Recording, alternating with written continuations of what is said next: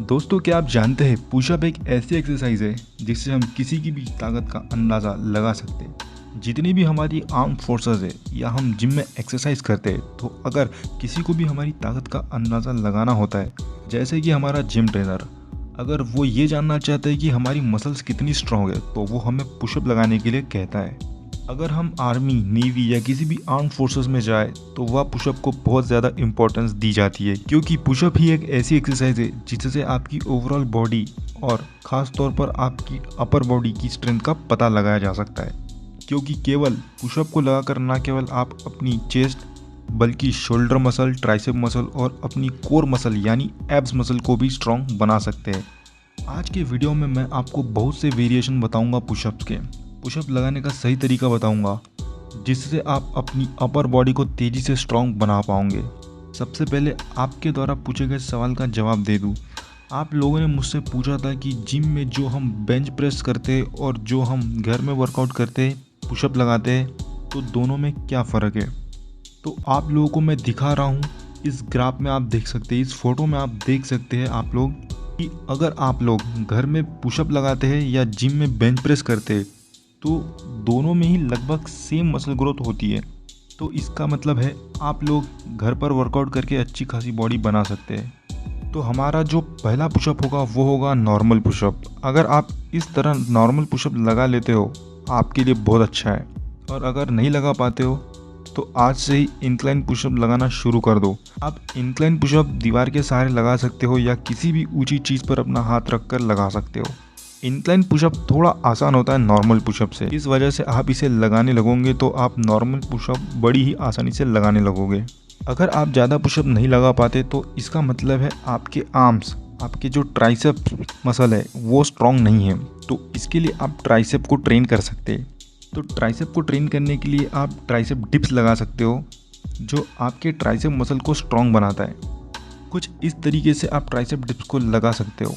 उसी के साथ में जो हमारा पुशअप होगा, जिसे हम डायमंड पुशअप कहते हैं, डायमंड पुशअप लगाकर आप अपने ट्राइसेप को मजबूत बना सकते हैं। साथ में आप अपनी चेस्ट मसल को भी ग्रो कर सकते हो। उसके बाद में हम बात कर लेते हैं अपनी थर्ड एक्सरसाइज की। इस एक्सरसाइज का नाम है नी पुशअप्स।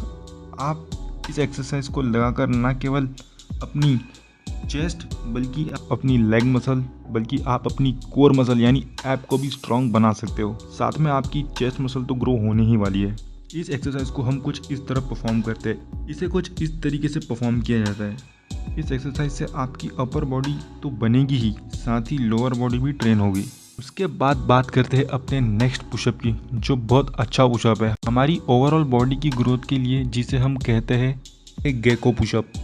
इसे इस तरह से परफॉर्म किया जाता है। इसे कहीं कहीं क्रोकोडाइल पुशअप भी बोला जाता है, जिसमें हम क्या करते हैं, कुछ इस तरह चलते चलते पुशअप परफॉर्म करते हैं, जिससे हमारा पुशअप तो होता ही है, साथ में हमारे कार्डियोवास्कुलर एक्टिविटी के लिए भी ये बहुत अच्छी एक्सरसाइज है। हमारी ओवरऑल मसल की ग्रोथ के लिए, पूरे शरीर की मसल की ग्रोथ के लिए बहुत अच्छी एक्सरसाइज इसे माना जाता है। तो इसे भी परफॉर्म करके आप अपने शरीर की मसल को ग्रो कर सकते हैं। जब भी हम वर्कआउट करते हैं, तो वर्कआउट के बाद हमें हमेशा ध्यान रखना होता है कि वर्कआउट के बाद हमारी मसल ग्रोथ है वो होनी बहुत ज़रूरी है। अगर आपकी बॉडी में मसल प्रोटीन सिंथेसिस नहीं होगा या आप वर्कआउट के बाद प्रोटीन डाइट नहीं लेंगे, तो आपकी मसल ग्रोथ नहीं हो पाएगी और आपकी बॉडी नहीं बन पाएगी। तो इसके लिए आपको ध्यान रखना है कि वर्कआउट के तुरंत बाद आपने प्रोटीन डाइट लेनी है, जिससे आपकी मसल तेज़ी से ग्रोथ हो। और अगर आप तेज़ी से मसल ग्रो करना चाहते हैं, तो आप डाइट में वे प्रोटीन भी ले सकते हैं। इसके बाद बात करते हैं नेक्स्ट पुशअप, जो है डिक्लाइन पुशअप। दोस्तों, अगर आप अपनी अपर चेस्ट ग्रो करना चाहते हैं, तो डिक्लाइन पुशअप बहुत ही बढ़िया एक्सरसाइज है, जिसे हम कुछ इस तरह से परफॉर्म करते हैं। डिक्लाइन पुशअप में हमें अपने पैरों को ऊपर और हाथों को नीचे रखते हैं और इस तरह पुशअप को लगाते हैं।